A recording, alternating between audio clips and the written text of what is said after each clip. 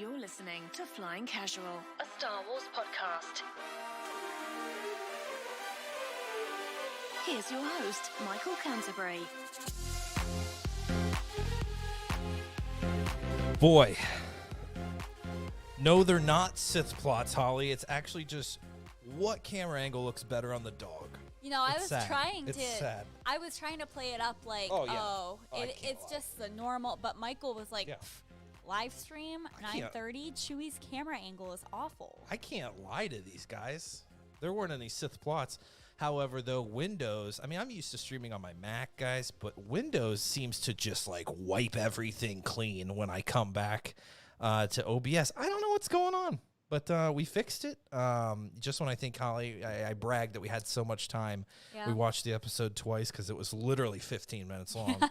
Had so much time to get everything set up and drink a nice cold Michelob to start things off. Yes, folks, I know it's pronounced Michelob, but Michelob sounds, I don't know, more refined? I'm not sure. I don't think any of it sounds refined. I think people start thinking that I'm drinking craft brews, and then...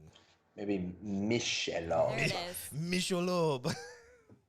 Yeah, we need to find us a nice French-speaking fella to pronounce Michelob or for gal. us. Oh, so what? I said or gal. Or gal. You said fella. Or gal. Okay, I thought you were speaking a different language. I was like, No. I'm not familiar with that French phrase, but that's okay. Guys, welcome. Thanks for joining us. We've got myself here and Chewy. That's pretty much all we got here tonight. I'm kidding. Holly's joining us here as well as Luke. Everything seems to be going smoothly. I think our volume is pretty okay, but let us know if we can go up a little bit. I'll turn us up a little bit more there. But Michael's trying to get turned on turned on. Turned up. That's why I'm drinking a Michelob. Things are going to get interesting. Things are going to get interesting. Let's start that over. The Michelob strikes back. Say that 5 times fast. Michelob strikes back. Michelob strikes back. Michelob strikes back. Is that what you wanted me to say? You said 3, I could say that that's all day. fine. I could say it all day. That's good enough for me. Guys, we're talking about Chapter 14, the tragedy today. Once again, another week of, hey, guys, it's 3 a.m., let's spew everything on the internet. So Holly and I just went sans internet. Like Holly said today, Holly took the day off, and she said, I didn't get on the internet today. As in, like, she didn't look up a recipe. She didn't do anything. How was it? Recipe. That was where I went first. Yeah. Yeah. Okay. Well, I have been getting into cooking, so I guess that checks out. Classic. Classic you cooking. Yeah. Yeah. Okay. But if anybody knows me, you know how hard it is for me to not be on the internet because I am always on the internet. Big problem for you. Yes. Oh my God. I am so addicted to every single social media except for Twitter. Yeah. I hate Twitter. Yeah. I hate it so much I almost just dropped the F-bomb. Wow. Let's not. It's a little too early. People are still, monitoring the situation. So Listen. Yeah. I don't like Twitter, but I stayed off of everything today, mostly because I kept myself busy. I ran around. I painted some stuff. I had a great day off. Thanks for asking. It was a great day. Luke, did you avoid the spoilers yourself as well? Oh, yeah. I started this bad boy at about 8:40 a.m. Jeez. So I didn't have much time to be spoiled. That's fair. The first internet Luke's getting is Disney Plus, which I appreciate that. Also, I was worried about Luke. Haven't heard from Luke in a couple of days. I was like, man, we need to check in.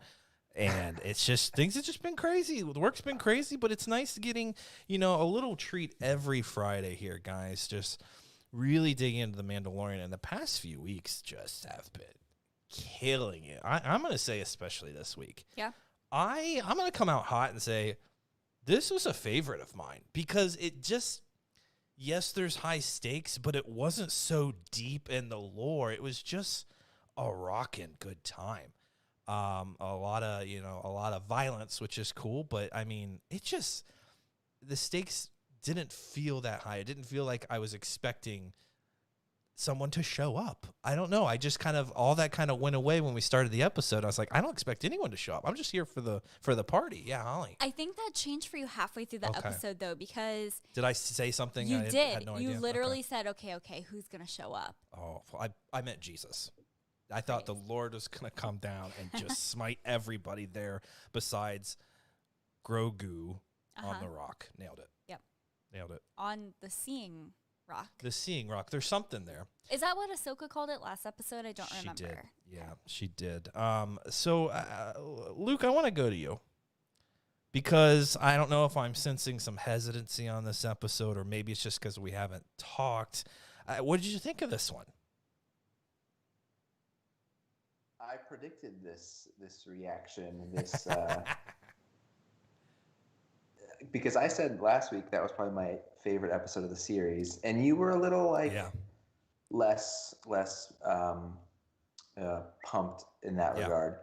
Not that you didn't like it, but that you didn't put it on that pedestal. And as I was watching this one, I was like, I think Michael's really going to come in hot on this one.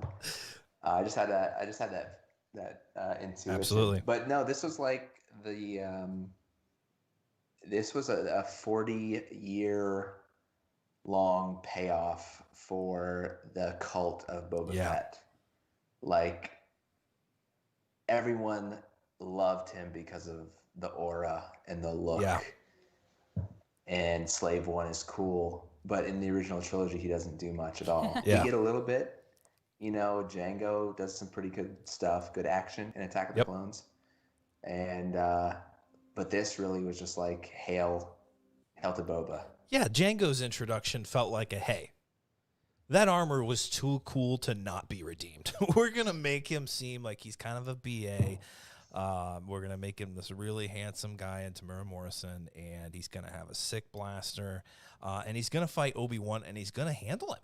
I mean, he did a pretty decent job. Yeah, Boba came in there and disrupted things. Yeah, that was kind of cheating, Boba. Yeah. But that's just who Boba was at the time, right? A little cocky asshole. Like, he just was. And it looks like, apparently, over some time, he's changed. Things have changed for him. So that's just how in sync Luke and I know when Luke's just like, it was an okay episode. And he knows when I'm like, hey, man, this one was freaking awesome. Holly, you also were loving this. I'm a little concerned for my safety in this household because when the violence escalates, Holly's like, yeah, murder him. What is that, a lead staff? Yeah, shove it down his throat. She's just lead staff? Oh, Boba Fett. Okay. Yeah.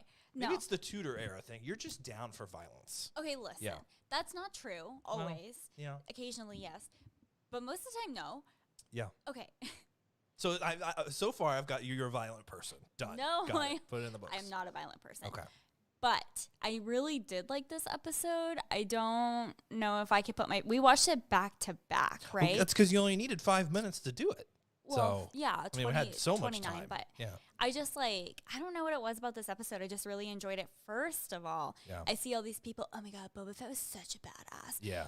Okay, listen. Yep.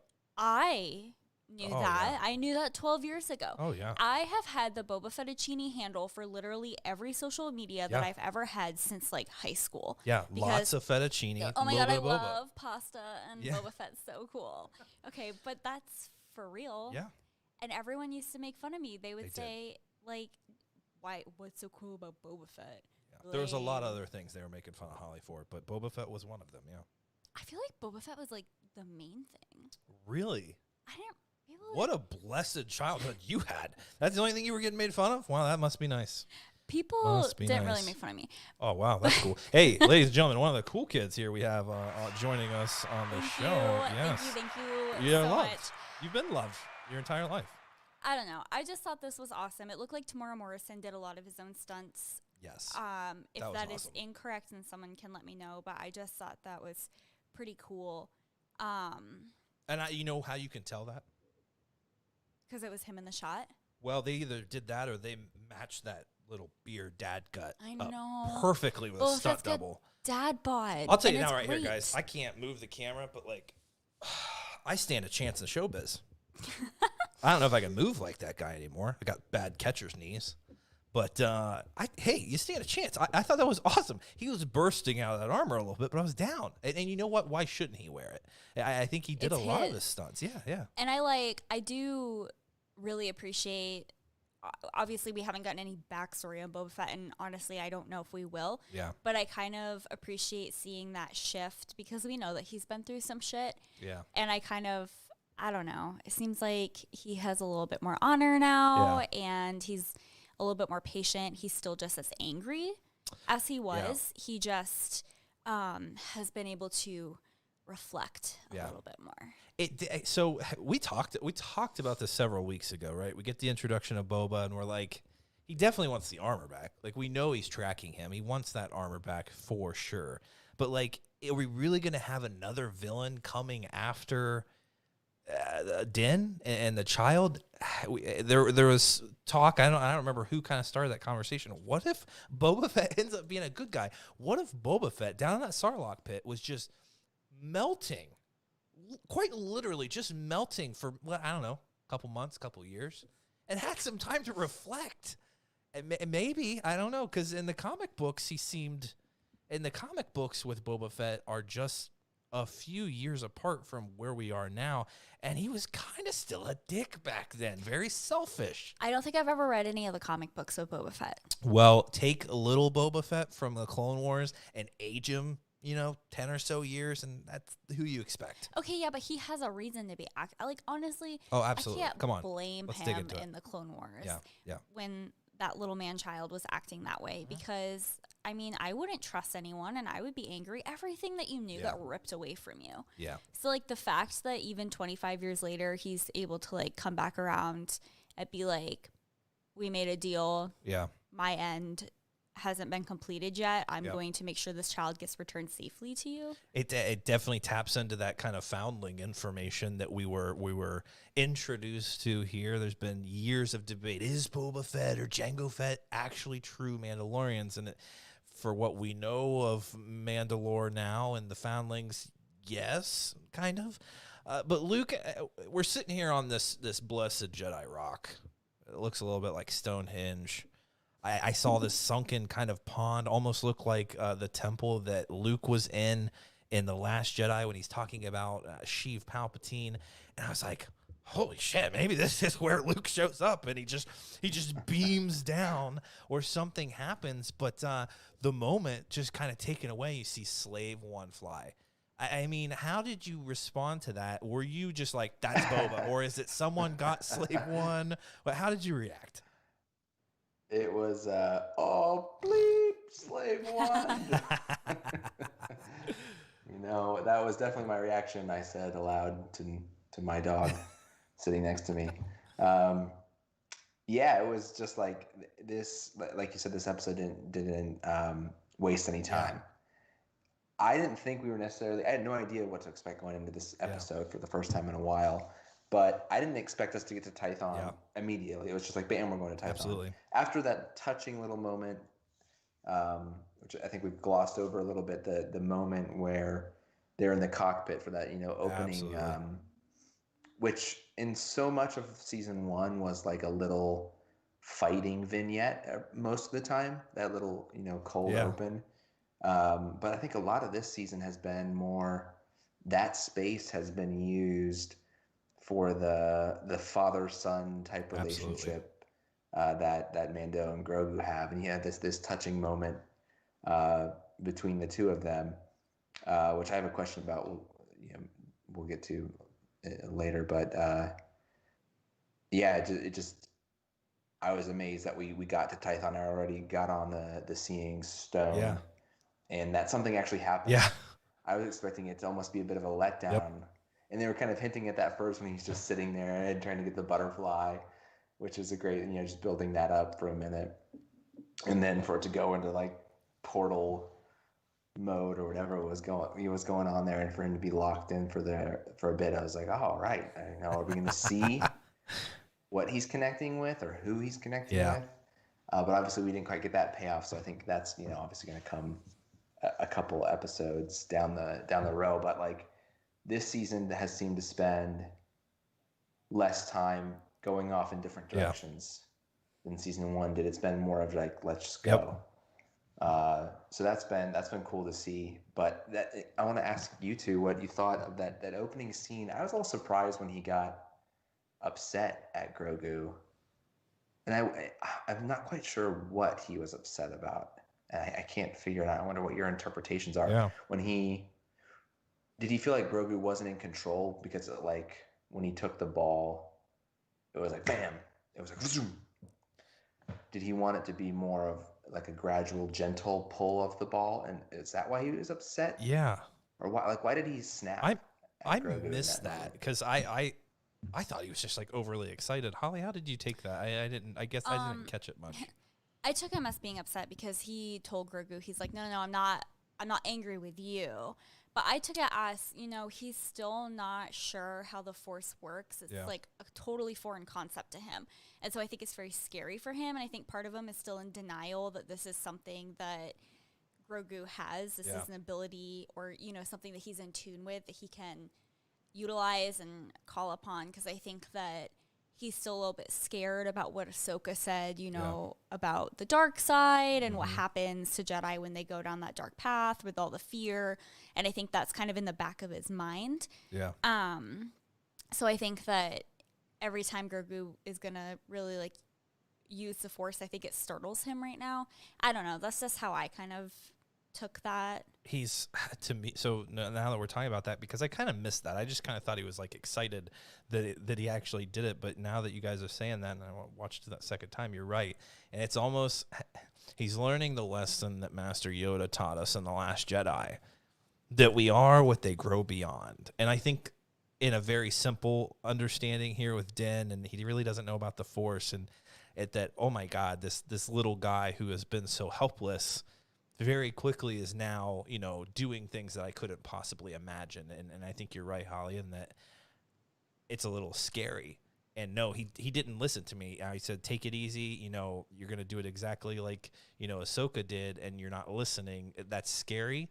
And I don't know how to control that. I any power that I have over this relationship is changing now. So Jory said, I think he was upset because he kind of realizes that he can't train or help him on his journey. So he feels like he's in over his head, which I think is a really great point, because in this episode and the last episode, we really start to see the relationship escalate, and Din's kind of stepping into that caretaker role, and he's more of a nurturing figure in Grogu's life. And I feel like they're having this really deep, or starting to form this really deep emotional bond. And I feel like at that point also, I mean, if he's going to lose Grogu, because ultimately his task, or what he's been tasked with, is taking him to a Jedi who can help train him, he's going to have to say goodbye. Is he? I think it's going to be really interesting if Din gets to stick it out with Grogu. And I don't know if we've ever really seen a Force sensitive like Grogu really be brought up by someone who knows nothing about it. I feel like that could ground a Jedi, right? Like we heard Luke talk about the Jedi hubris and just like their failures and being legends. And maybe you need someone to kind of keep them grounded, who's seen obviously a lot of the world, can help guide him to that point. But kind of like Cal Kestis, get to that point of like, you got to choose your own path. But I'm going to do what I know best. I'm not going to try to teach you the Force. Like, we're going to have someone else, come and help us with that. But we're going to learn this together. We're going to learn from each other. And I think, we've never really seen that in Star Wars. And that's going to be fascinating. I kind of hope he doesn't offload him. As much as it seemed like maybe someone's going to show up in that moment, or we're talking about Cal, we're talking about Ezra. It's just kind of cool when you limit Force users and they can learn from each other and see where it takes them. I don't know. They're going to learn a lot from each other. They already have. There was something that he did say in that moment, and I don't remember what it was. The group doesn't really remember what it was. Aaron said it sounded like he yelled Dank Farrik. He said something because I think that there was a conversation about that on Twitter that I was avoiding. Yep. Which I got on after we watched the episode. But I think that there is something behind that he said, because there was someone who asked, they were like, hey, like, what Easter eggs did you guys catch in this episode? Because there were a lot. Yeah. And I feel like that was something that somebody else said, hey, this happened, but I don't know what it was. So if somebody knows what that means. It was a very important moment. And we've seen a lot of them in the cockpit together. We've seen, a lot of different interactions, but this one felt different. We got a laugh. I know, the laugh was great. Which is great. He's such a hard ass a lot of the times. It was nice to see him just kind of have some fun, and maybe if not this season, next season, he comes out of this whole, like, I'm your guardian and getting you, because, I mean, he's very focused. Hey, here's the mission. We're getting you here. We can, I'm going to drop you off to whoever's coming, but let's hope it transfers to something or transforms to something different. He's a little more of we keep saying father figure, but something like that, a little more caring, because I think one of my issues in this episode was his reaction to losing the guy, because to me that bond is there and I wanted him to react a little more, and it was kind of just like, they got the kid. It's like, oh, he's still a mission to you. Okay, we got to get him back. And then, but when is it going to really break? When is it really going to break down? Because it is. So it was a very important moment that we needed to have there at the beginning of that episode. So, Luke, I'm glad you brought it up. And yeah, we get to that temple, didn't know what to expect, had no idea. And then this rock lights up, and we're beaming Scotty up. Oh, what? Oh, before we do that, can we talk about the butterflies? We can. We talked about this. We noticed the butterflies. It felt purposeful, didn't it? Yeah, and I think... Come on, Holly. I don't know. So then I looked into this a lot, because I feel like we're at the point now where we know that Favreau doesn't put something in any of these episodes just to put it in. Yeah. Phrasing. Yeah. Everything is intentional. Yeah. Right? Everything serves a purpose in every single scene. Every little detail is there for a reason. And the butterflies, to me, had to have been there for a reason. Yeah. Okay, so I know that a lot of people were like, oh, it's like homage to Kylo Ren or Ben Solo, because there were some of those Disney shorts where... Yeah. And I don't think these are canon. Those like... Well, not so fast. Okay, well, somebody can correct me if they are. I don't know for sure. But there's a couple different episodes of those Disney shorts where Ben Solo is young Ben, and he goes with Han and Chewie, and they go deep into a cavern, and I think Han and Chewie are trying to get crystals, and Ben's trying to get these little blue butterflies, and these blue butterflies are like a really big deal. Yeah. And so I think that people were trying to make a connection between just Ben Solo and the blue butterflies, but I actually think it's deeper than that, because I think in a lot of episodes, especially Rebels, we see, and I guess the Clone Wars, we see it with Ahsoka, we see a lot of animals, kind of coming around these Force users. We see it with Kanan and Doom the Wolf. We see it with Ahsoka and Mirai. And so I think that there's something very special, at least to me. This is just how I feel. I think there's something very special about creatures coming around a Force-sensitive being, or a Force user, when they are about to have a Force experience, if you will. No, it's a huge theme, and especially in the animated stuff. You got the space whales, and there's just when you're starting to interact with that nature, and oftentimes they wield some aspect of the Force, and it binds us, it penetrates us, it brings us all together. So I think it is. You see something like that kind of out of place, because it kind of felt a little out of place. You're like, that's just not a random butterfly that they got on the set or something. Like, it was purposeful. And it's kind of like, and again, this is just me. I could be reading into it too much, but I feel like butterflies are very symbolic. Yes, absolutely. Especially, I mean, they're a big symbol for like change, metamorphosis, the whole actually like how they turn into a butterfly. That I feel like that would be like a very special creature to have, especially in the case of Grogu, who I think is going to go through a lot of really big changes. And I think we're going to hopefully see some big growth for him. Yeah, and that's what that moment felt like. It felt very intense for him while he was meditating in this little, I don't know, Force chamber thing. Like it didn't feel like him communicating with anyone. It felt like him downloading like decades of things that he's missed out on, and maybe even training. I don't know. It felt like it took a lot out of him. It wasn't, he didn't pass like Luke Skywalker. It's not like he was projecting himself somewhere, but it felt like he was downloading information almost. And that's what I think those butterflies do. It shows a transformation is happening. It's a change is occurring, and not so much. And maybe he was reaching out to someone. I don't know. But if we're going to talk about Ben Solo, though, we talked about Luke coming back. If Luke's going to come back, he better have Ben with him. That's all I'm saying. He better have Ben Solo with him. It better be a 2-for-1 deal. If it's going to happen, let's just go all in with it. But Luke, you mentioned the butterflies there. Was it just a random fly on the set, or was it, purposeful? It seems like it was. Yeah, I didn't know about any potential Ben Solo butterfly effect. Yeah. So that certainly went over my head.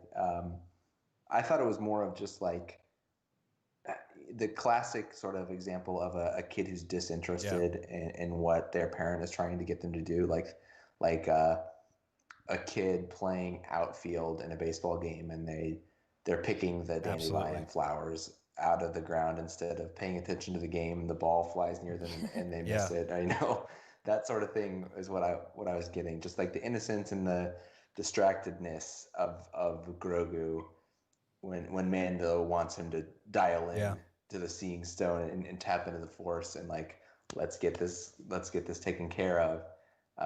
So I took it just more as that, just like a sort of comic beat of like, let's show even play with the audience a little bit, make us think, oh, nothing's really going to happen here, just to throw us off. That's how I took that, because I didn't know about any of this other stuff. But it makes sense because, like you guys referenced, there's a lot of animal Force connectedness in other stories in the Star Wars universe, so that like I can see it for sure. And on an earlier comment I missed was Michael, when you talked about some of our earlier discussion when Boba first appeared earlier in the season, and we speculated what's he going to be later on in the season and how is he going to come back into the fold. And I know maybe it was you, Michael, or others in the council definitely talked about him teaming up with Mando, and I took it more as like I went the route of thinking of him as more of an adversary, an antagonist, an evil side character in the universe, and him being recruited by Gideon is what I speculated, which clearly hasn't come to pass. And I was thinking that as like Gideon needs somebody who can go up against Mando and match him. Yeah. So that's what I was thinking, like, oh, we need a Boba Fett to match Mando, but then they introduced the Dark Troopers. Mm-hmm. Like, oh, these are the things that are going to be able to match up with him. So went a little bit different route, but sort of the same idea. Well, it makes sense. That's all we know Boba Fett for. And like you said, he wants his armor back. He's gonna get it back, whether he can bring him in warm, he can bring him in cold. He's gonna get it back, whether that's cordially from Din or he's gonna take it from him. But then we see there was a moment where he could have just taken the armor from the ship and left. Yes. He wasn't obligated to stay there for any reason. And he went down. He was at the Razor Crest. He knew that his armor was in there. He looked at the ship. Yeah. And you even commented on that, Michael, when we were watching it. You were like, "Oh, there he goes. He's gonna get the armor." Yeah. And he did, but then he came back. Yeah, and that's what I'm saying. Something has happened to Boba Fett which could make for an epic comic book. It could also make for a really interesting novel. I think some nice self-reflection in a novel from Boba Fett would be way different. I actually think I would like that more, so we can understand a little more, because in a comic book, it's very quick. We're not going to get a lot of time with him. I do love the imagery, and I think it serves Boba Fett well, but a really in-depth. Now I don't think we need an Obi-Wan kind of Tatooine moment. It would be much different, though. Obi-Wan's sitting in his hut, the sun basking down on him. Boba Fett's in a Sarlacc pit, boiling in a hot Sarlacc stew. Little different perspective that we would get there. But I think it would be interesting, right? Boba Fett's, I don't know. He doesn't have a whole lot, and something has changed for him. Some of that anger has passed, and he's lost his bounty hunting family. Yeah. So what does he have? What really changed him? I think a one-off novel about what's happened, I'd be down for it. Holly, would you? I mean, you'd pick it up. I would pick it up. Absolutely. I do also want to say we haven't mentioned this at all, and this is like a really, really big thing. Phrasing. At the end of season 1, after Fennec Shand died on Tatooine, we got a clip of somebody with cape and boots walking up to her body, and that was it. Mm-hmm. And everyone was like, "Oh my God, it's Boba Fett!" And I was like, "There is no freaking way it's Boba Fett." I was wrong. So wrong. It absolutely was Boba Fett, and here he is doing some crazy cyborg magic to Fennec Shand, and bringing her back from the dead. He learned something there on Kamino, probably. Well, I mean, I guess theoretically she wasn't dead at that point. Guys, I'm just having a moment. We've gotten through probably a third of this episode now, but I'm having a moment here with Boba Fett. I just think about this kid growing up on Kamino. He has no one but his dad. There's thousands of beings on this little water vessel, and he doesn't interact with any of them, right? There's so many out there like him that are him, essentially, and he can't interact with them. He has his father, and that's it. He seems to connect more to the Camino workers there than anyone. So that family that he had is gone, and in that family he's created. Star Wars is about family. There's even a story about family here for Boba Fett, and it makes you feel for him. Star Wars can take the biggest dicks phrasing and do something with it. They can make them decent beings. It's magical. So I'm down to see something about Boba's journey. I think it's too rich there to not, and it doesn't have to just be on Tatooine, though it seemed like he kind of maybe said he was stuck on Tatooine. So maybe we don't need another stuck on Tatooine story. We've kind of heard that. We're going to see that with Obi-Wan. Yeah. I don't know. There's a lot happening on Tatooine, I guess. Place to be. Yeah. Probably, or not be, probably I guess. Some freaking temples there, too. So much happens there. It feels like it's a hot spot for Star Wars and the Force and temples. But I don't know. I guess we just haven't really found them yet. But so we're on that rock, and yeah, Baby Yoda goes into this trance. Something's going down. He even looked like he was grimacing. It even looked at one point we thought he was aging. We're like, oh my God, is Brent's theory true? And here comes old Yoda shows up. He's like, crazy that journey was. Like, that would have been wicked. But and then Slave One just blows my. I'm like, it can't really be him. But man, it just like Luke said, like a deserving moment, I think, for fans of Boba Fett who I just kind of chuckled in the past, and but like, I mean, he backed up that armor this time and that talk. I mean, such great action from him, such great use of all the utilities he's got going on, Holly, in that armor. Let's talk about that knee blaster. Phrasing. Yeah, not just a knee pad, we find out. It's full of rockets. That's pretty cool. So I was blown away by this whole scene. It just... So many stormtroopers coming out, Holly. When that first ship dropped down, we thought it was dark troopers. It even looked, the smoke was coming out, and it looked like the shape of them too. We're like, here they come. No, it's just stormtroopers. And you're like, okay, what are they gonna do? What are they gonna do? But you send enough at a couple Mandalorians and what was her name? Fennec Shand. It's gonna overwhelm them. And so, but that whole fight scene was just so well done, Holly. You mentioned it. It was reminiscent of the kind of new age kind of medieval fighting you see in films now and stuff. Yeah. And it was sped up, and it was cool. I mean, it makes sense because we haven't even talked about the director, but this was directed by Robert Rodriguez, and it just like, I mean, he did Kill Bill 2. Yeah. And he's done like a lot of those like heavy action movies, right? Sin City, City, and I just like, it just had that feel, but I don't know. You guys know, like, I'm a big fan of like violence and murder. We know, yeah. I think it was just like really good, and I love that scene where the stormtroopers were shooting at Fennec, and she realized that she had to move and do something, and she's running along the top of that ridge, and they're just blasting right behind her, and then she thinks really quick and she shoves that boulder down the mountain. That's cool. And like takes out the turret or whatever that was. Yeah. I just thought that was awesome. She was great. Yeah, I was surprised how I don't know, how I was just stuck in the action for so long. You're kind of on this, like, it's not a desert planet, but you still kind of have that vibe. There's some rocks, but they made it interesting. Just, I don't know, Luke, was there too much fighting going on? Was it too, Sin City style for you? Like, what is there something about the fighting maybe that did it just drag on too much, or did you really enjoy that? No, I think with how brisk the episode was in general, it didn't feel like it was too long. There were those beats in between, where you could rest a minute. Yeah, and see what was, some of the dialogue between Boba and Din and Fennec there gave us a rest after a little bit of shooting happened, and then you get a lot of action throughout the episode until that's the ending where we see once Grogu's captured and what happens to him. And like you guys were saying, like when Robert Rodriguez was announced as a director, I was expecting an episode like this from him. Yeah. I think he did. Did he do Desperado as well with Antonio Banderas, which is like a huge shoot 'em up Western type thing. So like I was expecting something like this, and I thought he could have done. I thought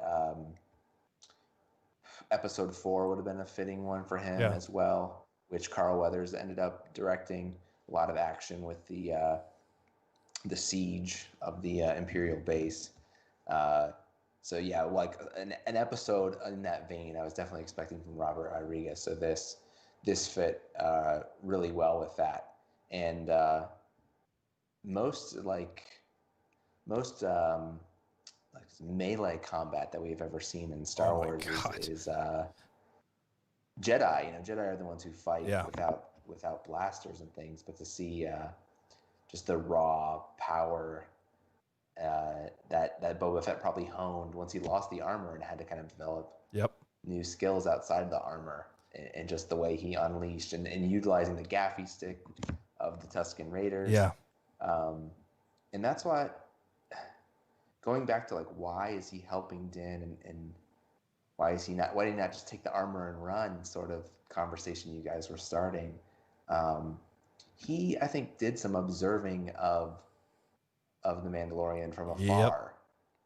I think he did some observing during season 1, kind of like, let me check this guy out. What is he all about? Did some observing earlier in this season, and I guess he's decided that there's a connection with him and Din maybe, and he's not just going to like steal the armor back and run away. He wants to engage with Din, and definitely I think the experience of his defeat on the sail barge and his journey into the belly of the Sarlacc definitely probably changes his perspective, having a near-death experience, Yeah, it would have been a different story for Han Solo, let's be honest. Probably would have murdered him on the scene.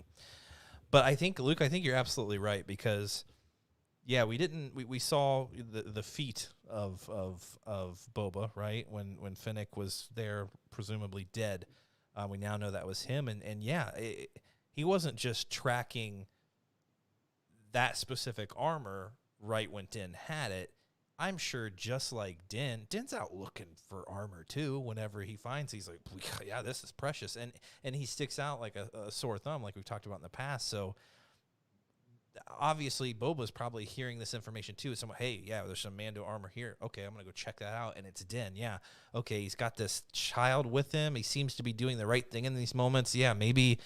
But then we find out all these years, I mean, even, Clone Wars kind of said that Jango was not a Mandalorian, and maybe that was an angle they were going with back during the Clone Wars days, but that seems to have changed now, and it's just, maybe those Mandalorians, and I forget who actually said that on Mandalore. It was like not the president.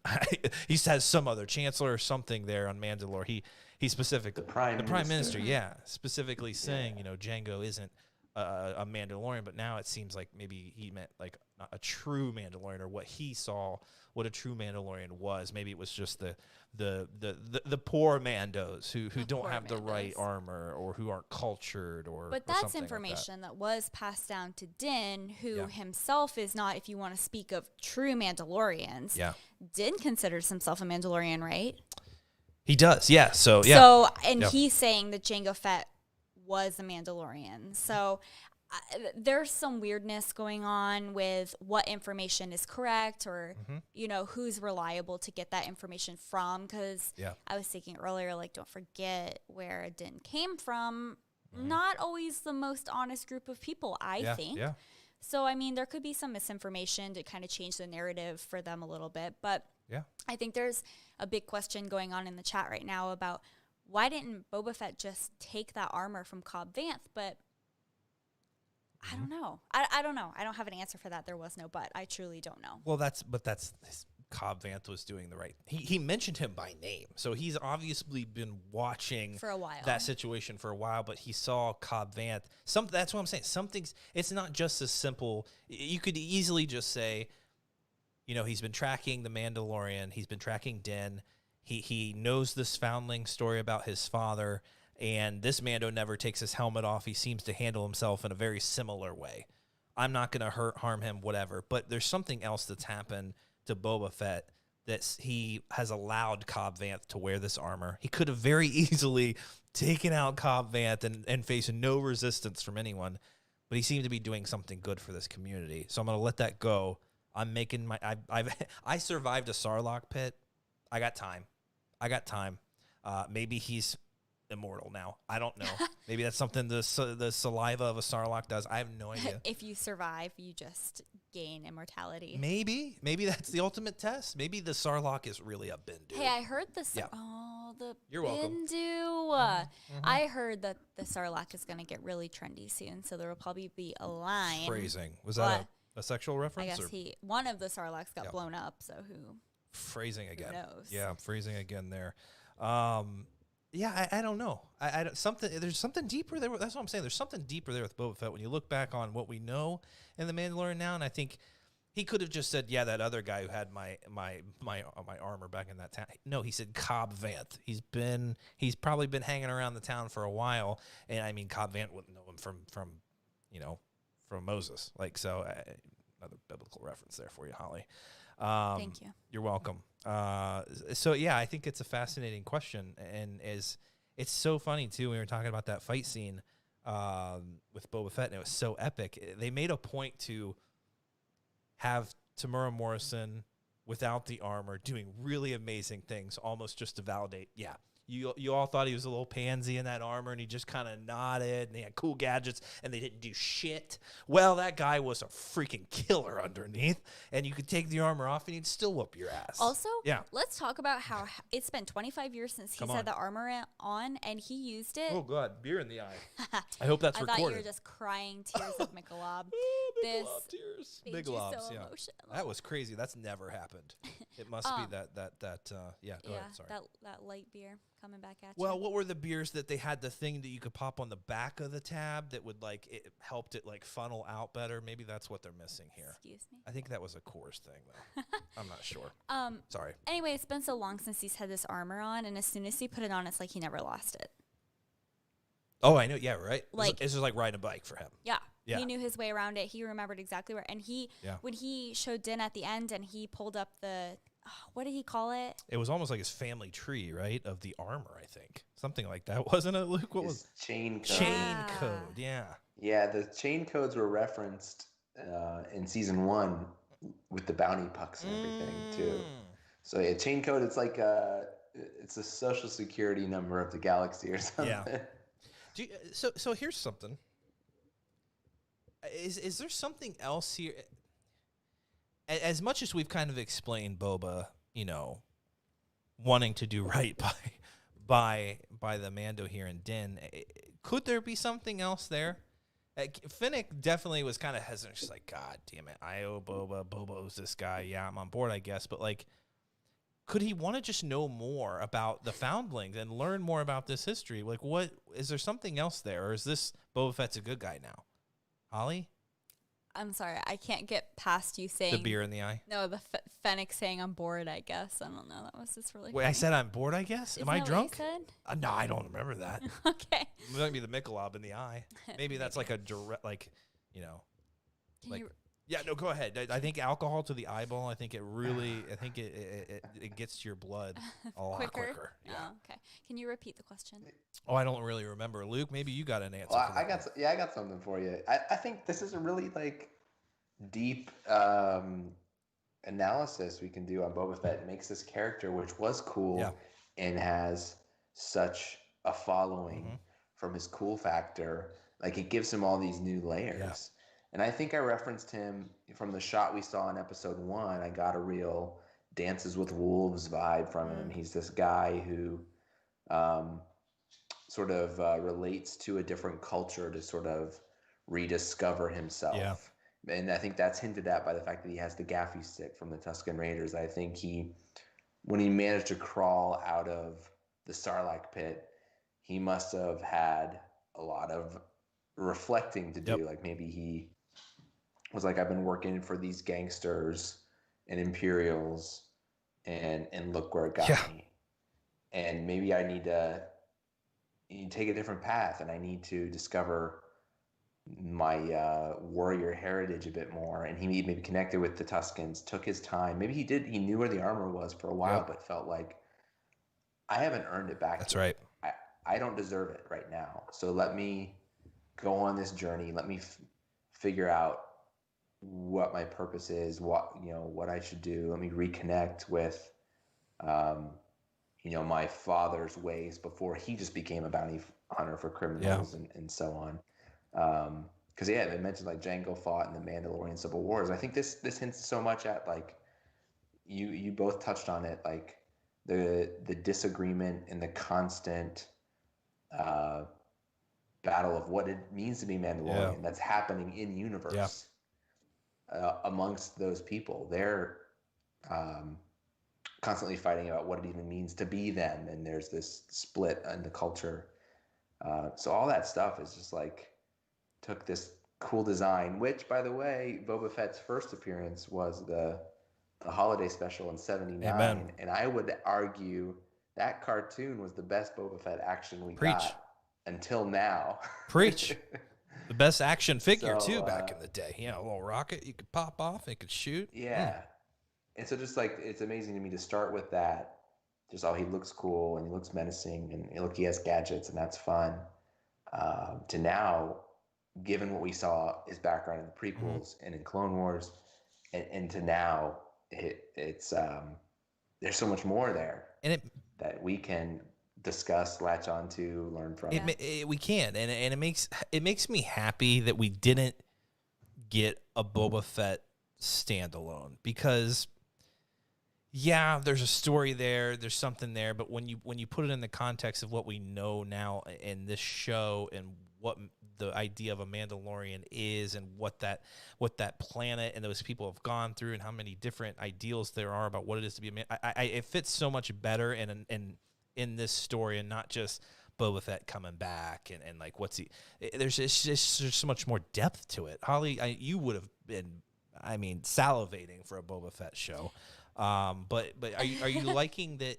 It feels like they've taken these original ideas that they had for standalone films, whatever they were going to do a Yoda movie, they were going to do a Boba Fett movie. Mm-hmm. They've taken concepts, I'm sure, from both of these projects, and maybe other things, but they've made such a comprehensive, deep story now that it's just more complex than we ever would have gotten with standalone things about these characters.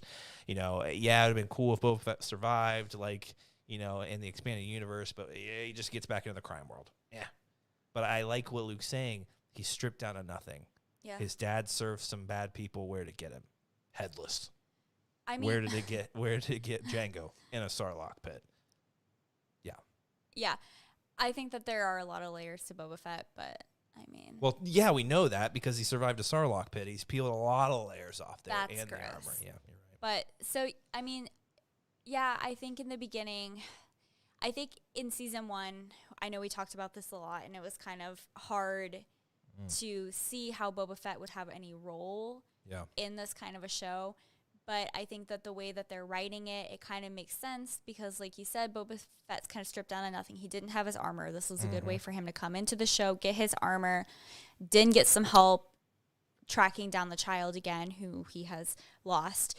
And I think, maybe there also is something to be said for this isolation that Boba Fett was in. I feel like as a human, you still kind of feel the need to connect to people, and what a better person for him to actually connect to and try to build some sort of relationship with would be Din Djarin, another Mandalorian. I know that there's a lot of people who are questioning Boba Fett's motives and why he's coming into this, but honestly, he already got the armor, so I don't know what else it is that he could want. If he wanted the Beskar from the spear, he could have stolen that from him and left Din to die. So, at this point, personally, I don't see him having any bad motives for wanting to go and help Din get the child back. Yeah. I could be wrong. Yeah, I don't know. I'm loving what they did. Color me surprised. I did not think it was going to work out like this. I did not think it would work well like this. I felt like it was an appearance.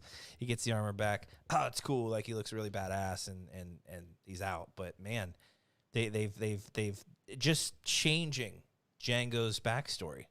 It maybe wasn't, it's just a different perspective on it. He's been a Mandalorian all the time. It's just, how do you look like, how do you define Mandalorian? It's just, it's made Boba that much more dynamic, and it's just, what a great story. And I love that we're setting up these kind of just like working class Mandalorians. I love it.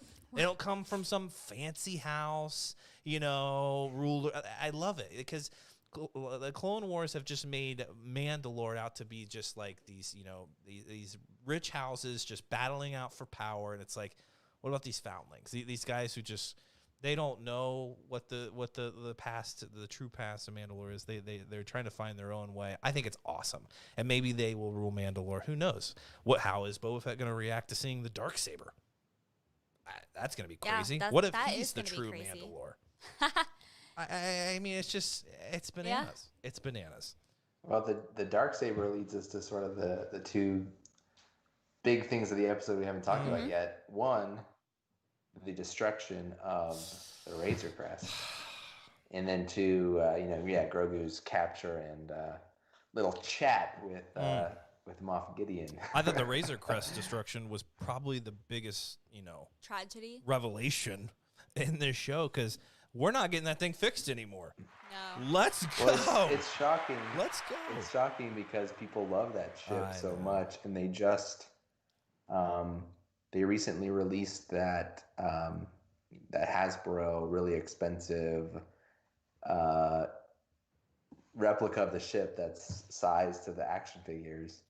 So like this, it looks really cool. If you watch the video online about it, it shows you all the compartments that open up, and it's like, looks like the real deal inside and out. It's pretty amazing. So to like go and just blow it up like that, it's like, oh wow, you built a following for this ship. Yep. And then it led to a really touching moment with the fact that the little ball that Grogu loves so much survived the explosion, and he finds it there in the wreckage. That was like a little heart-wrenching moment. And just to confirm, the ball was not made out of Beskar, which was the other thing. It likely was. And maybe that's why he likes it so much. I at first laughed. This is gonna sound terrible. Yeah. I kind of you like destruction and violence, Holly. It's been established. I mean, there's no reason to hide behind this wall of I'm a decent, loving, soft human. Okay, yes. So I laughed a little bit when the ship blew up, and Nettie just said in the chat, the Mon Cal can fix it again. Oh, not this time. I literally looked at Michael and I was like, well, I guess they're not going to do another shoddy job fixing that ship again. Yeah, never. But if there was a ship that he was going to get on after the destruction of his own ship, I guess it would make sense that it's Slave One. Because I said to Michael earlier, I was like, honestly, like the two ships that seem to have, at least to my knowledge, I don't know a lot about Star Wars ships. So to me, coming in without a lot of knowledge about the Star Wars ship, the two ships that seem to have lasted the longest are Slave One, now we know, and the Millennium Falcon. Surprised it hasn't made an appearance. Not yet.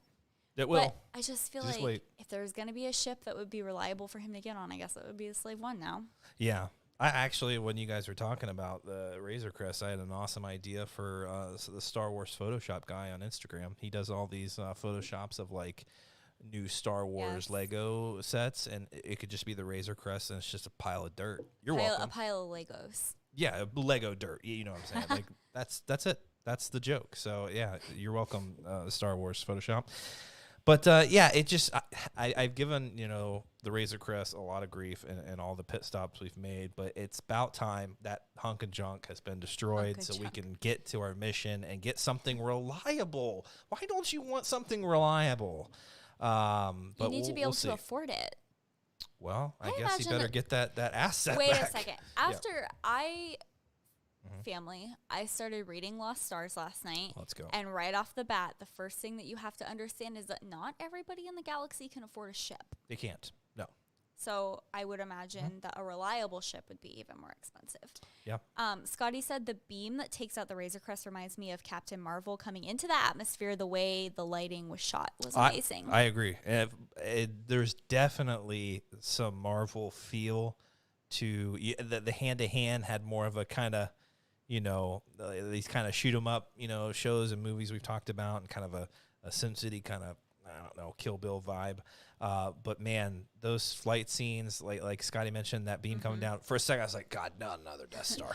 That's what I thought for a second. Not another Death Star. But it did. It felt like it just was very reminiscent of that. And then the Dark Troopers coming in felt a lot like Iron Man. It was as if there were 4 Iron Men coming down to the planet, it's a game changer. Those things were cool, and I don't think that's the last we've seen of them. But boy, they look menacing. I'm not sure how mobile they are. They seem to get around a little slow, but they could still be made out of Beskar. They fly, which is huge. They fly now. I don't know if the Dark Troopers did back in the Dark Forces days, but I don't think they did. But that was such a Jon Favreau. Hey, let's put some jetpacks in their feet. Like, that'll be sweet. I was also surprised. Fennec was like, "You need to go to your ship now," to Boba, and he went to his ship, and then he was like, "I'm gonna go all the way up and see what this is." It was a little surprising because I'm like, you got all these scanners. Like, how do you not see through the clouds that there's a giant freaking starship there? He could apparently track Din all the way to this planet, but he didn't know there was a. Well, the other funniest thing he said was that he's like, the Empire's back. I'm like, they just sent 3 dozen stormtroopers at you. Of course they're back. Luke, were you like, what the hell are you talking about, Boba? Yeah, it was a little odd. I mean, it was a great shot to have the Slave One go above the clouds and to get a nice look at that cruiser. So sick. But yeah, it did seem a bit redundant because they had just fought a bunch of stormtroopers, and I think there was a shot before that of Din using his helmet scanner stuff to look up into the sky, and he saw the outline of the ship.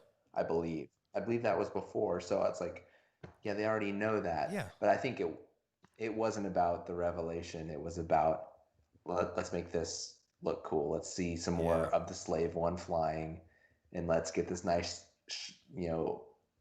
lit shot of the cruiser. So I mean, it was great visuals. So I'm not gonna knock it because it was redundant, just because it looked cool and that was a fun experience to see. It was really cool. That makes me wonder, does it feel like the Mandalorian technology maybe has not advanced very much in 25 years? Because I feel like Boba Fett had all this cool stuff in his armor, and didn't really use much of it, but I feel like they don't really have too many different things. Well, he's got, Boba was ahead of his time. Django didn't have all that either. So Boba's done some stuff here. We're not giving Boba enough credit, but I think you're right. Maybe he's kind of the new techie kind of age.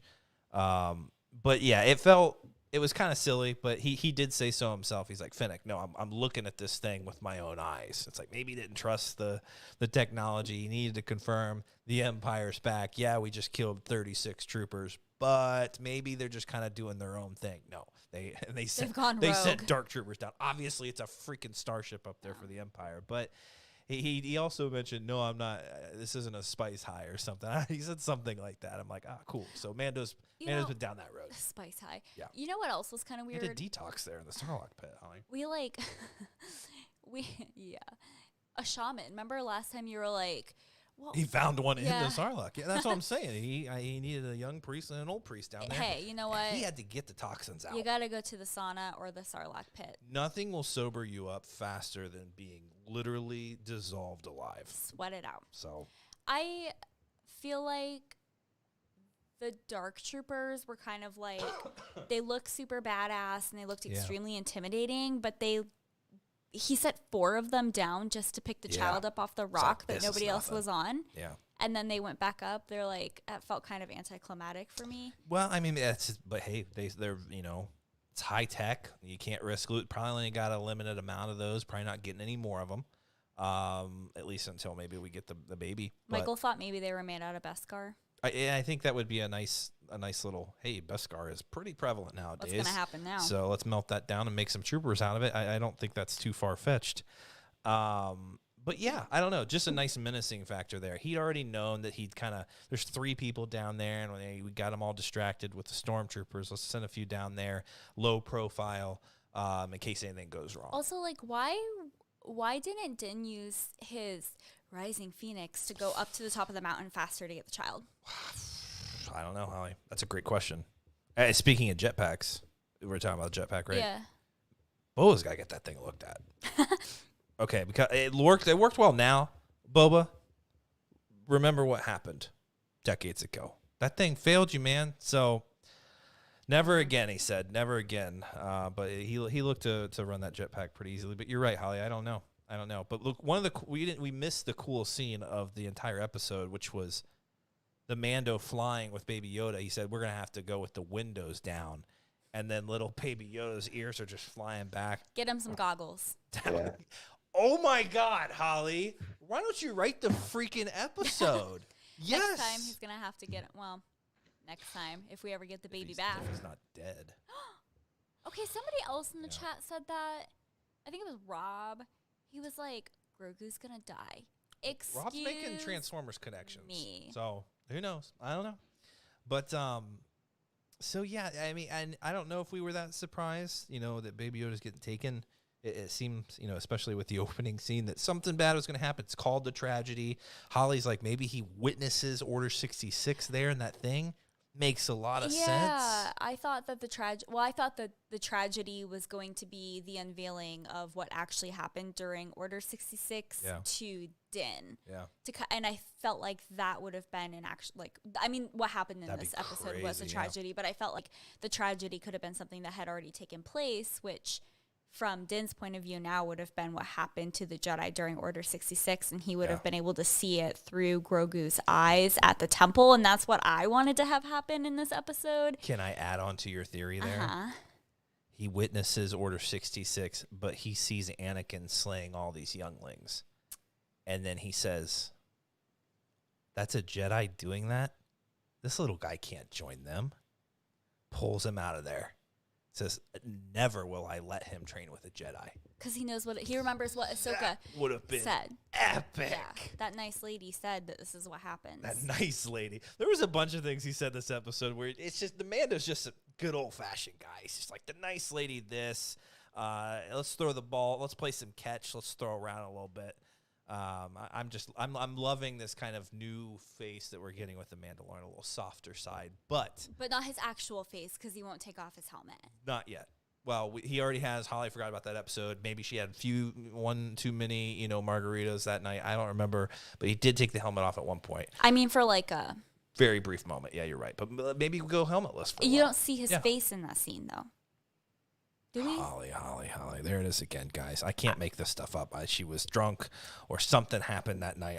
Maybe she missed the episode. I don't know. Very big episode, Holly. We're going to have to go back and watch it. I guess that's so. what we're doing tonight. We're going to rewatch that episode because Holly's just like, I haven't seen that handsome face.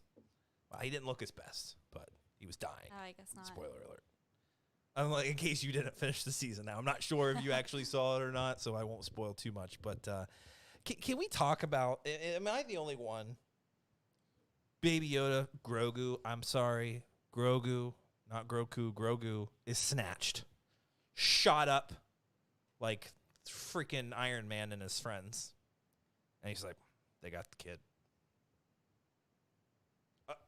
Okay, Mando, you have a jetpack, right? Wait, Nettie reminded us that he actually left the jetpack. He took it off. That was... Nettie, great freaking pull, because the camera made it a point to sit there on the freaking jetpack for 5 seconds leaning up against that rock, and we should have known better. Damn it. Never take your jet. That should have been the whole mantra of the freaking Foundlings. Not never take your helmet off. Never take your jetpack off, because you never know when the hell you're going to need to freaking skyrocket out of there. What the hell's the helmet going to do? Nothing? If you can rocket out of any situation, come on. Should we have just written the show? I mean, now that we're picking out all these little inconsistencies, I'm upset. It's going down a notch on. No. Maybe I'm done with the Mandalorian. Maybe we need to get better writers in there. I'm kidding, but it's just like, yeah, why did Dan? I hope he learns. I hope he learns. Nettie was like, I only remember because I was frustrated the whole time. Yeah, because when he saw him lean up against the rock, he said, "Put it back on." Like, I mean, anyway. Well, now he knows. Now he knows these dark troopers have, jetpack feet. So they can just, he'll keep it on at all times. Yeah, that's terrifying. Yeah. It's not like they can lose their jetpack and not be able to fly. Yeah. They can just fly whenever Whenever they want. or just remove a leg. And I'll be honest, a little more realistic than Iron Man 2. Because I liked, like, about 60 feet off the ground, they, like, turned. And just then kind of landed. came. Like an really actual rocket ship. Like an actual rocket would have to do, yeah. So that was cool. I was super down. But, yeah, I mean, is it just me? Luke, did you want a little more reaction out of Din? I mean, it was just kind of matter of fact, like, they got the kid, okay, we're going to go get the band back together. We're going to go save this son of a bitch. Like, am I asking for too much? Has that moment just not happened yet? Maybe it was an homage to Leia's muted reaction to the destruction of her home planet. Well, he's gone. Time to move on. She doesn't seem to bat an eye too much at the explosion of her entire world.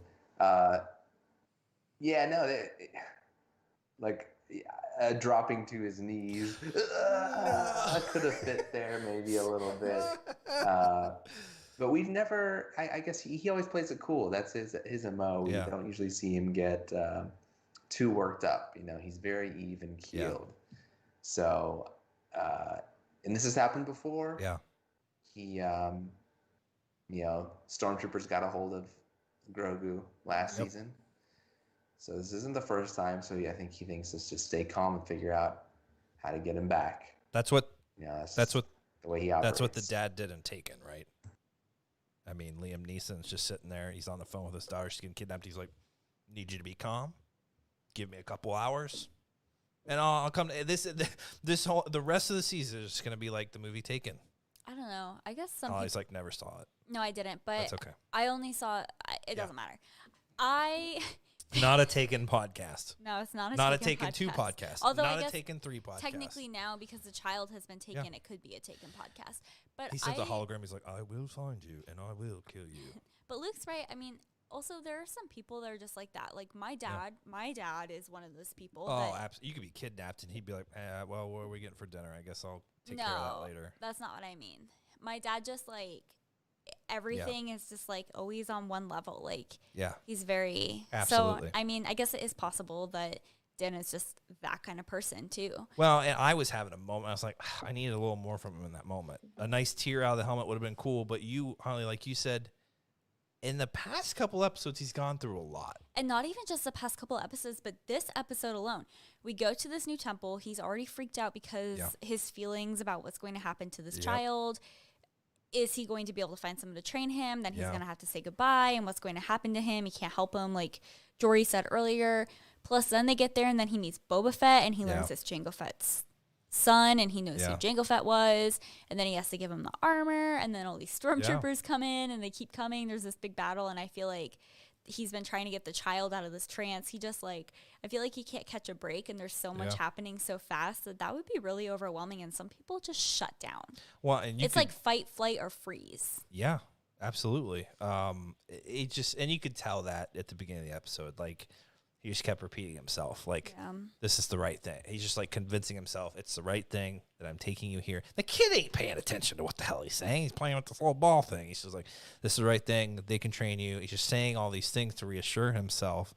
And so I think you're right. It's a lot for him. Just that, like you said, that information about Boba Fett alone. It's just like, man, for a while, like all my life, I thought that, this is the way of the Mandalorian, this and that. And then I'm finding out in just a couple of days that everything I knew is not necessarily wrong, but maybe not what I, was taught.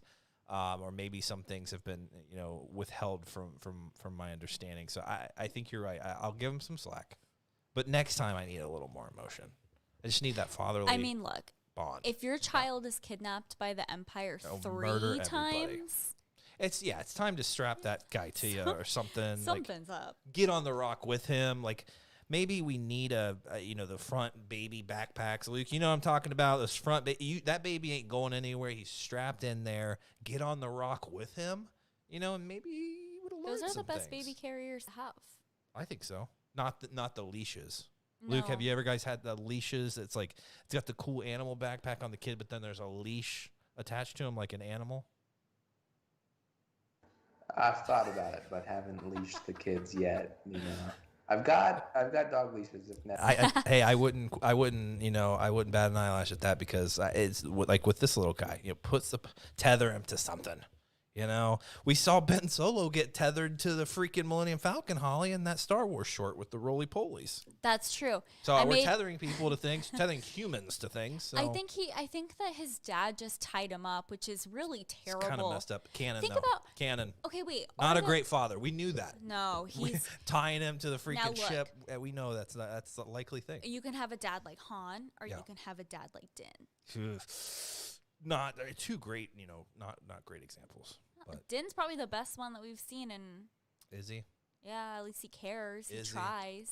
Yeah. He just doesn't know what he's doing. That's fine. So let's talk a little bit, before we wrap things up, about a couple more scenes. We're on the ship.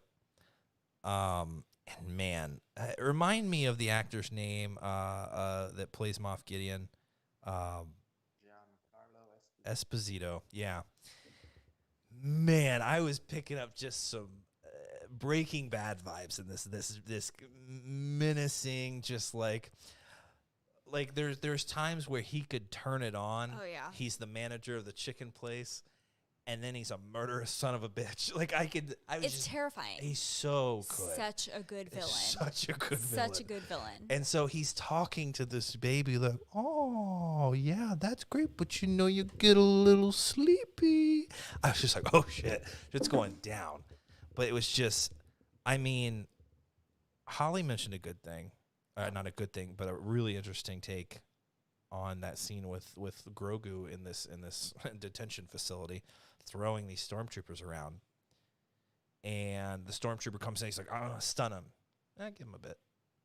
Let him fester that dark side. Holly's thinking maybe there's more of a purpose here. It's maybe it's not so much we just need your blood. It's maybe we're developing a villain here. I was like, well, maybe they don't need him. I know they called him the donor earlier in the episode, but then I feel like Moff Gideon got to see him actually use the Force, which I don't feel like he had seen it before because I feel like Grogu is starting to, I don't know. I don't know. But I was like, for a moment, I was like, if he sees him being able to use the Force like this and he knows that he's just an infant, why wouldn't they take him and then train him in the dark side? Use him as a weapon. Well, that's the thing. They may not know how to do that, but I think you're right. It's maybe there's another purpose for this little guy, and we're gonna let that build up a little bit. I feel like, well, yeah, I don't know. Luke, was he kind of poking at the little dark side embers there, trying to stir up, let him maybe not fulfill his destiny, but I can use this, in a pinch. Definitely reinforces the little bits of that we've had throughout the series, with first the choke of Cara Dune in season 1, and then Ahsoka saying there's a lot of fear in him, and I can't train him, and the attachment and the fear of loss. It's too close to Anakin. So yeah, gosh, what a tragedy that would be. Talk about real tragedy. What if he does, become fully consumed by the dark side, and then we have like an old Yeller situation. We gotta put him down. Mando ends up putting him down. He digs a hole, puts him in it. Dark, tragic path, but I don't know. They keep throwing it in there, so I think it's going to keep coming up as the character moves forward, and we're going to see kind of what consequences there are to that. Could it end in darkness?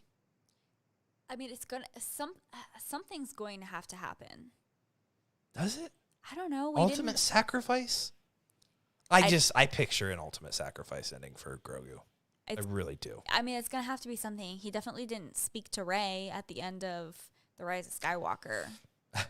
You imagine? Maybe he did and we just didn't catch it. It was just like a little burp or something. I don't know. What's that noise that he makes when you say He's Grogu? like, Grogu. I can't do it. I laughed so hard at the last episode, so I'm really glad that Den was getting a kick out of that too, because it's an automatic reaction. It was just so good. But yeah, I don't know. I can see him making a sacrifice, like, kind of like Ben and Rey did with that Force healing. We've seen him do it already, but like, I don't know. Who's he gonna have to save? Din. Who's he gonna have to save? Is it going to be Din? Is it going to be someone else? I don't know. Ben Solo. I had such high hopes for you, Ben. Now I'm picturing Grogu and Ben kissing. Oh, this just isn't going to work out, Grogu. I'm just going to let you die. Watch out, Raylos. Now we have Graylos. I'll be honest. I would freaking love to see a young Ben Solo and a Grogu spinoff. I would be so down. Sign me up. I mean, the kid from Stranger Things, down. Let's do it. I should specify. He should play Adam or Kylo Ren, or Ben Solo. And Grogu should be his Padawan. Is that too far fetched? No. How long was he in the temple? How long was he in there long enough to take on a Padawan? Or did Luke say, ugh, I don't know about that. That didn't work out too well for some folks in my family. Taking on Padawans. You need to focus on yourself. Talk about Anakin. Yeah, I know who you're talking about. Did Ahsoka turn into the dark side? Probably. Wait, can you say that again? Don't worry about it. Okay. Sky Guy, if I had to hear that again. It's the Michelob. The Michelobs are just flowing. Michael's got that 3.5%. Got 2.6 carbs, 95 calories. I mean, my freaking ass is thanking me. What is the percentage on these, Holly? 4.2. Are you kidding me? You nailed it. Holly's been drinking a lot of Michelobs. We're still working on that Thanksgiving gift from our neighbor. Holly's been slamming the Michelobs. She's like, can we get some ultras and get the real stuff? Some 95 calorie bullshit. Okay, that was all fake. It's a pandemic, Holly. You get what you can get in the form of alcohol, whether that's, mouthwash or what else. But maybe there's some dark side stirrings there. Okay, let's talk about Moff Gideon pulling out the Darksaber in front of Grogu. Flashing it in front of him. Just, you remember something like this from years past? Why? What was the point of doing that if he didn't want to, like... Because you gotta have it's just, how can we get a lightsaber in Star Wars for a second? It's just kind of like Rogue One, like Solo, like it's just it's a flex, Holly. That's what a flex. Yeah, it's not a literal, well, kinda. It's just that's what Darth Maul did. There was no point of pulling his lightsaber and we're going to be working a lot closer. Like it's a flex. It's you think you're going to well, I'll stab you in the face with this. But he wasn't going to he wouldn't be able to kill Grogu. So, and I don't think that kind of intimidate. And it's like, I feel like Darth Maul used that as an intimidation factor, but I don't feel like Gideon's able to do that with Grogu. He wasn't scared of it. He's been in control the whole time. He was like, give that to me. Moff Gideon's been in control the whole time. And by God, it looked like he was deflecting the Force there from Grogu. I'm just saying. I don't know. Maybe he was just too tired, but it kind of looked like Grogu was really working a Force choke there, and Moff Gideon's like, nice try. I think he was just tired. Maybe he's just tired. But I don't know. He was like flinging those stormtroopers around like they were nothing. I don't know. It was taking it out of him. Yeah, but I mean, he just. Yeah, I don't know.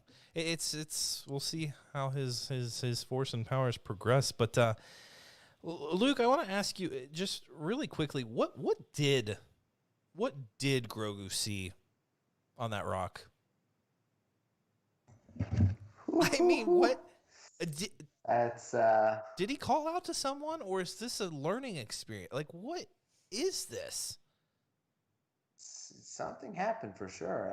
Like I said, I didn't know if it was going to be kind of a letdown when we eventually got to Tython. I didn't think it was going to be, but I could almost see it like being a potential misdirection and something completely unexpected happens. But it kind of seemed like what was expected happened. We just don't know what that was, and I'm sure we'll get it. I'm guessing in the finale of the season, some hint at what it was.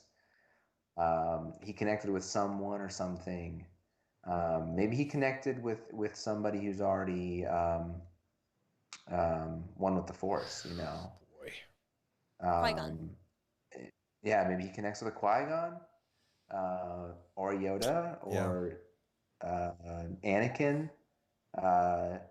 Any of those could be possible. I still am leaning towards there was some connection with Luke. My Luke theory from day one of this season is still, I think, on the table. Absolutely.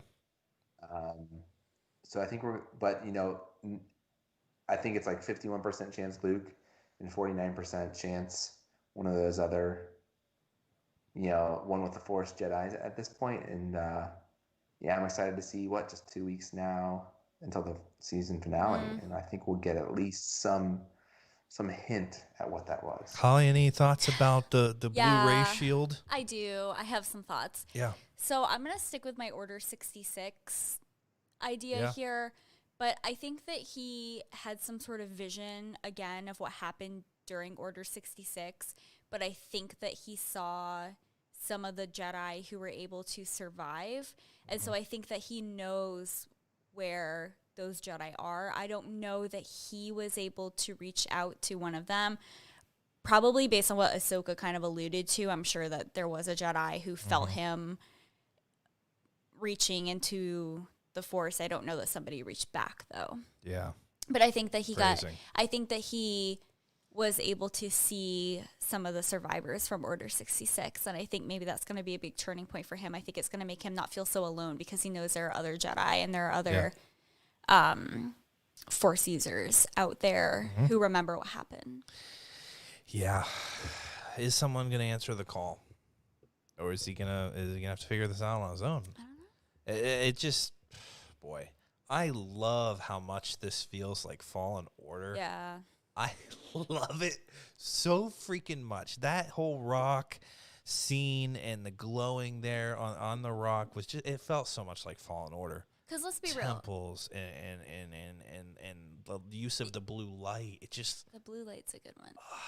If this were a cutscene that was written in Fallen Order, Cal would have had a vision. It would have gone back to his master, and his master would have, in this moment, had some lesson for him that he would have remembered that would have helped him in this situation or the situation that he was about to go into.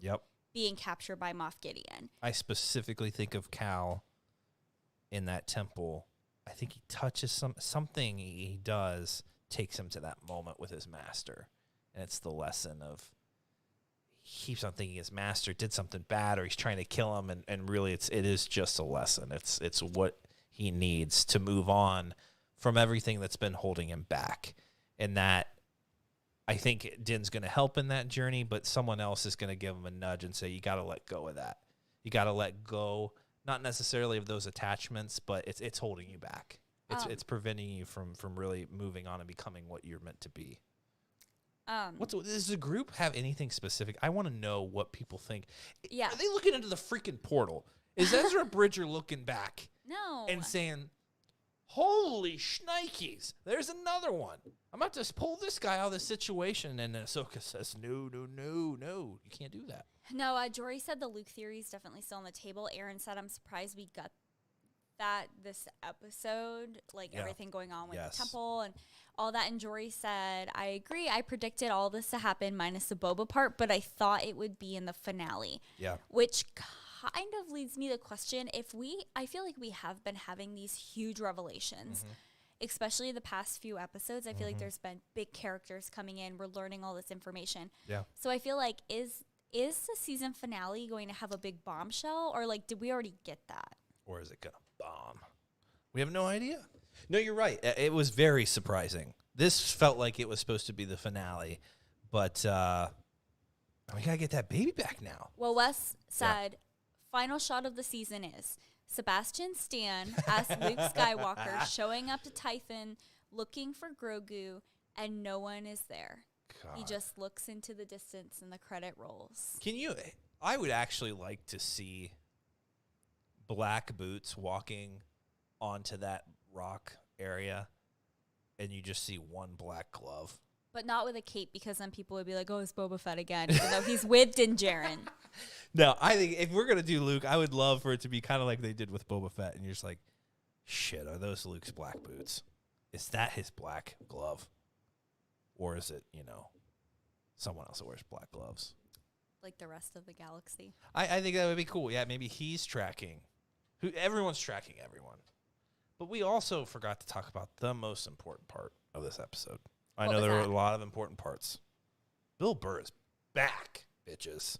And I am pumped for it. Holly rolled her eyes, and she's like, oh, my God, I don't even think it's that funny. I don't. I think he's just hysterical. And I think this season has been missing comedy. And I think they said, you know what? We need to bring some fun back into this. And this whole heist thing, we're going to need some more moments like that with that Mithril. What was the blue guy? What was his species? Something like that. It's more fun. We haven't had enough fun. Everything's felt so serious. It's like, oh, it was so epic and Ahsoka and Boba Fett. Yeah, it's epic. But it's like, where's the fun? Where's the fun? We're missing out on the jokes. Luke, am I wrong? That was like the most shocking thing about this episode. No, like more so than the Racer Crest being blown up, that character's coming back in the fold. Yeah. I definitely didn't expect that. And there's got to be, I'm thinking like only 2 episodes left. There's not a lot of time to spend busting this guy out of jail. No. So I'm thinking it's going to be a real quick thing. Like it's not going to be a whole episode of busting him out of jail. Yeah. Like I don't see if that's possible with only 2 episodes left. So I think it's going to be a quick hit at the beginning. Maybe those cold opens we talked about, how this season have been a lot of like touching moments between Mando and Grogu, but now that they're separated, now we can get back to that being like an action scene. So we could have a quick action scene of him busting Bill Burr out in the next episode opening, and then just get to it. Like he must have some purpose in mind for this guy. He must think, since he's a former Imperial trooper, he must be able to help in a real significant way going up against Moff Gideon and his Imperials. There's got to be some really specific thing that the Mando has in mind for using him. It was really shocking. Maybe he's a master code breaker. Just like the Last Jedi. We need a master code breaker, and maybe he is one. I don't know. But I think it's hysterical that he's coming back, and I think you're right. I think Cara Dune probably is going to say, yeah, I got a special assignment here. I need to interview this guy for some intelligence or whatever, and then she just sneaks him right out. Maybe it's quick like that. He's like, why the hell are you helping me? And then Din shows up. He's like, you owe me. All right, cool. But you know what I'm thinking? We're talking about like this felt like it could be a season finale, like kind of ending it. We all were kind of expecting to take an episode to chill out, and then a huge epic season finale. They mentioned something about the Empire can't be here. This is New Republic territory. Oh yeah, the Outer Rim. And we see we have those X-wing pilots, tracking Din every so often, right?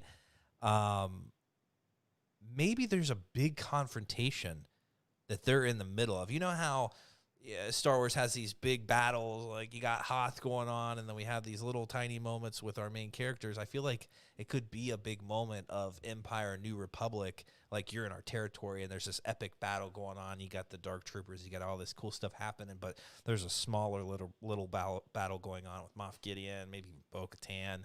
And our heroes now. I can't believe I'm saying Boba Fett's a hero, but yeah, our hero Boba Fett. I could see something like it's that big a scale, and it has bigger consequences. It's just not this little story here, but there's something bigger going on, and we're kind of developing this galaxy a little more because these little small references just why even mention that? I don't know. It was kind of interesting to me. So could be something big coming up. I don't know. I mean, it's gonna have to be because I feel like. Bill Burr's in it. I know. That's what I'm saying. No, that's not what I was saying. Yeah. I just I don't know. That part was anticlimactic to me. I was like, who cares? Like, what is he going to bring to the next? Humor, Holly. The jokes. I don't know. It makes me sad that not all. The Jar Jar. Yeah, right? He does some good ones.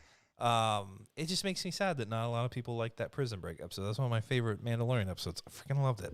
Anyway.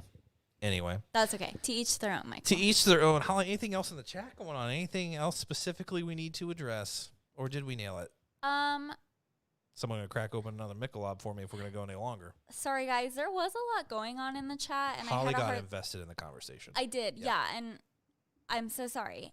As you should. You got a difficult task. It was kind of hard to keep up because everyone was having such a really great conversation. I think that we touched on everything that everyone was bringing up. But if we didn't, let us know. That's right. And I know this conversation is also going on a few content warned posts in the group. So yeah, no, I appreciate you guys doing that. Be careful. I really get on content creators that do that crap starting at 3 a.m. So be mindful of everyone. Make sure you give plenty of warning in those discussions, just so you're not ruin it for a lot of people like Holly, who had the whole day off, who probably could have watched it 10 times if she wanted to, but chose to wait. And not spoil it for me. So I'm such a good co-host. You're you a guys. fantastic co-host. So I appreciate you guys being kind to one another. Also, in recent developments, our Patreon's got a little announcement for an upcoming Bake Off challenge. So if you guys enjoy pleasant surprises and fun times, go check out the Patreon. See if a tier's right for you. We just announced our Holly, our inaugural Ms. Gourmanda's Bake Off challenge. That's right. For our Patreon members. So that's everyone in the community will get to judge. Yeah. So it'll be super fun. Also, next Saturday, we should have done this at the beginning of the podcast, but we'll do it at the end. Hey, housewarming. Still need to do that, but yeah, some housekeeping. Next Saturday is the book club. Come on. Next Saturday is the 12th. December 12th is book club. So if you want to be part of that conversation, you got a lot of reading to do. Check out the Patreon. We're reading Lost Stars. It's going to be fun. If you're not in the conversation, then check it out the week after that. That's right. So all you cake decorating judges, brush off your skills. Nettie said, "Is Chewy the Bake Off taste judge?" That dog will eat anything. That's actually not true. We could have you send in samples and he could taste them. He's a pretty good judge of toxicity. I mean, maybe not. Let's see. Yeah. If we did a Star Wars dog biscuit, that I feel like there you go. I feel like our dogs could all do a taste test. Yeah. Because I know Luke also has dogs, and I feel like we could do little Star Wars doggy treats, and then we could see which ones are the pup favorites. That would be very interesting. I can't imagine anything more enjoyable than watching a dog eat a treat on film. I think that would be fantastic. But it's going to be fun, guys. And for you guys listening who are in the Facebook group, or if you're not in the Facebook group, get in there. These kind of fun things are happening. And in a few weeks, we're going to do this Bake Off challenge. And you guys are going to be judging our Patreon members' baked goods, whatever they may be. So expect that shortly. And it is, Holly, it's just a visual thing. There's no, you're sending cake to a P.O. box and people are going to go test it. This is all you're filming, you're taking photographs, sort of challenge. If somebody does want to send a cake to a P.O. box, be my guest, because I will make a P.O. box for you guys to send cake to, and we will all divvy it up. Phrasings galore there, but super excited about that, guys. I'm gonna get these guys together this weekend, and we are going to do a separate podcast. We've been talking about that, but the Mandalorian takes up so much conversation. We're gonna do a separate podcast about our favorite comic books coming up, and some other good things to discuss here. Some High Republic discussion that needs to happen for some chapters that were released. There's so much to talk about, guys. Not enough time to do it, but we need to hunker down. It's been a busy time here in a lot of our lives, but we're going to make the time to get these discussions in and get them out to you guys. So I tell you this now, and you hold me to it. Expect another episode next week along with this live discussion on Monday. So anything else, guys? The silence makes fantastic podcasting. Guys, on behalf of Chewy, Holly, and Luke, we appreciate you stopping by and hanging out with us. I know it's late, but we try to work this out for everyone as best we can, so we appreciate you sticking around. Epic discussion, epic episode of The Mandalorian. I can't wait to see what else we have in store here in the next couple weeks, but it's going to punch us in the face, especially with Bill Burr, saving the day. Who knows what to expect, but a lot of fun is apparently going to take place. So, guys, I appreciate you. Stay safe out there. Take care of each other, and may the Force be with you all.